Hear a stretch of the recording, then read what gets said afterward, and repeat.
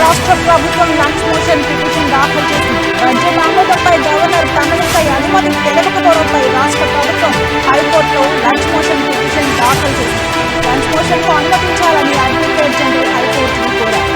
Lunch motion mention చేసిన సందర్భంలో న్యాయస్థానం కీలక వ్యాఖ్య చేసింది. ఇందులో న్యాయ వ్యవస్థ ఎలా జోక్యం చేసుకుంటుంది అని వ్యాఖ్యానించింది. ఇక ఇదే అంశంపై మరింత సమాచారం బ్యూరో చీఫ్ కృష్ణమూర్తి అందిస్తారు. కృష్ణమూర్తి, చెప్పండి. థ్యాంక్ యూ వెన్నెల. రాష్ట్ర ప్రభుత్వానికి అంటే కేసీఆర్ ప్రభుత్వానికి గవర్నర్కు మధ్య గత కొంతకాలంగా ఉన్నటువంటి అగాధం మరింత పెరిగినట్టుగా తాజా పరిస్థితిని చూస్తే అర్థమవుతుంది. బడ్జెట్ అంటే ఫిబ్రవరి 3వ తేదీ నుంచి రాష్ట్ర బడ్జెట్ సమావేశాలు ప్రారంభం కావాల్సిన అవసరం ఉంది.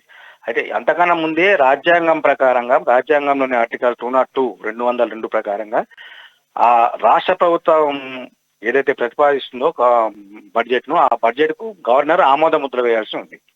అయితే ఈ గవర్నర్ ను అంటే బడ్జెట్ ను ముసాయిదా తయారు చేసినటువంటి రాష్ట్ర ప్రభుత్వం గవర్నర్ ఆమోదం కోసం పంపించినప్పటికీ ఇంతవరకు గవర్నర్ కార్యాలయం నుంచి క్లియరెన్స్ రాలేదు. గవర్నర్ సంతకం కాలేదు కాబట్టి ఆ ఫైల్ అక్కడే పెండింగ్ ఉంది. దీని విషయంలో కొంత సంప్రదింపులు రాష్ట్ర ప్రభుత్వం అంతర్గతంగా జరిగినప్పటికీ గవర్నర్ కార్యాలయం నుంచి ఎటువంటి స్పందన రాకపోవడంతో చివరికి రాష్ట్ర ప్రభుత్వం హైకోర్టును ఆశ్రయించింది. హైకోర్టులో లంచ్ మోషన్ పిటిషన్ వేసినటువంటి రాష్ట్ర ప్రభుత్వం వాదన కోసము ఢిల్లీకి చెందినటువంటి సీనియర్ కౌన్సిల్ దుష్యంత్ దవేను కూడా హైదరాబాద్ కు రప్పించి వాదన వినిపించడానికి సిద్ధమైంది. మధ్యాహ్నం 1 గంట నుంచి 1 గంటకు హైకోర్టులో దీనికి సంబంధించిన వాదన వినిపించాల్సింది. అయితే అంటే మనకు తెలిసినటువంటి సమాచారం ప్రకారం కానీ బయట వస్తున్నటువంటి సమాచారం ప్రకారం ఏంటంటే గవర్నరు ప్రసంగం అంటే బడ్జెట్ సమావేశాలు ఎప్పుడు ప్రారంభమైనప్పటికీ గవర్నర్ ప్రసంగంతో మొదలు కావాల్సిన అవసరం ఉంటుంది. దీనికి భిన్నంగా గత సంవత్సరం రాష్ట్ర ప్రభుత్వం గవర్నరు ప్రసంగం లేకుండానే బడ్జెట్ సమావేశాలు అంటే అంతకు ముందుటువంటి సమావేశాలను గవర్నర్ తోరోగు చేయలేదు కాబట్టి గత సమావేశాలనే మేము మళ్ళీ కొనసాగిస్తున్నాము.